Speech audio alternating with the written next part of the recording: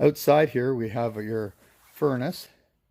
What you want to make sure is that this exhaust gets very hot, so you don't ever want to lean anything up against it or have anything real close to it, because it gets hot enough that it could melt something or cause it to catch on fire.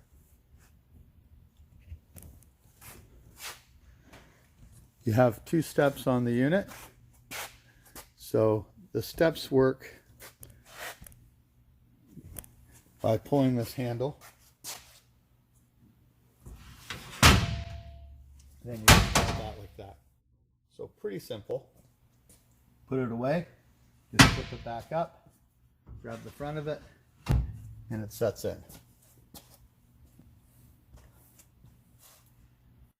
Outside you also have an outlet, 110 volt outlet. The outlet is on a GFI circuit, and it's connected to the one in the kitchen and the one in the bathroom. So if one of them goes, all those outlets are not going to work. So what you would need to do is reset the GFI on the trailer. I'll show you that when we go inside. Over here we have our fresh water outlet, or inlet, sorry. So this is what they call a gravity feed fresh water fill. And basically it just means that you take the cap off, take your hose, stick it in, and then when it overflows, your freshwater tank is full. You only need that if you're going to be traveling or you don't have water at your site and you want to be able to use the water tank and the water pump in the trailer to give you pressure.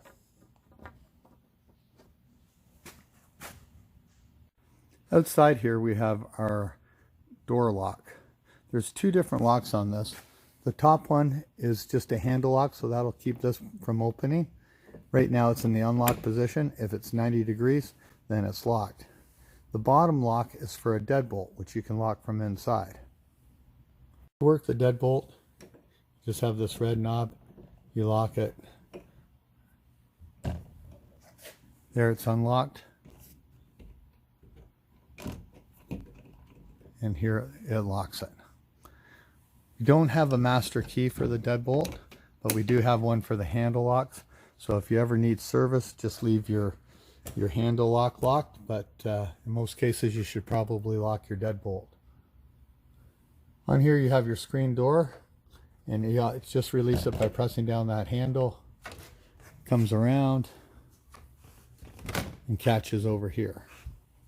So to close it off so the bugs don't come in, you slide across what we call a screen door gizzy, and that's good. And then when you want to go out, you would just slide it from inside open and then press down your handle, bring it back over here, and always be very gentle with them because people do tend to break them off.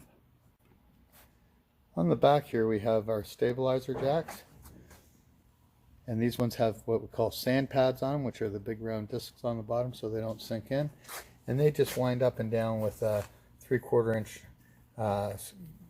drill or a speed handle, and I'll demonstrate those when we get to the park as well. So on the back here we have your exhaust for your stove, and there's a couple little clips up in here that you can take down, and then when you turn your fan on, this little flap will open and close with the fan. When you go to leave, you always want to do those clips back up, because if the wind's blowing or anything like that, it can open it up, and then you can get dust, dirt, water, snow, or bees in there.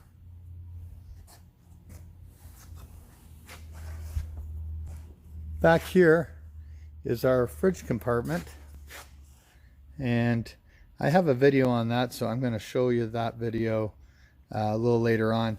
You will notice that there's a little tiny hose sticking out here, and that is for condensation drain.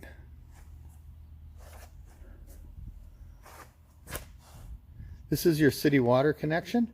So when you're at the campsite, the hose will go from the tap at the campground to here, and then the pressure out of that tap will pressurize the whole water system, and so it makes it unnecessary for you to have to run a pump.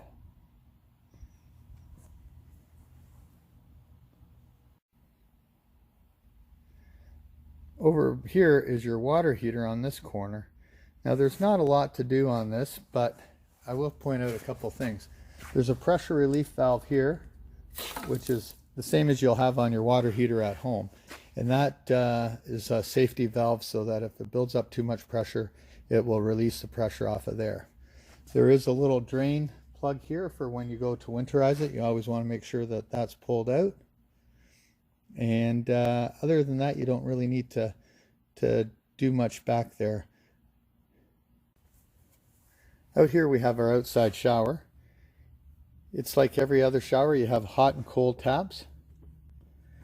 On the shower head itself, there is an on and off on the shower head so that it will drip water when there's pressure on it. But the idea behind this is that it'll save water if you're trying to use your hot water, so that you can turn it on, get your temperature, get wet, then shut it off there, soap up, and then turn it back on there without having to adjust your taps. This is your hydro connection here. It's just wheels into the trailer. This little piece will come out through the cap here.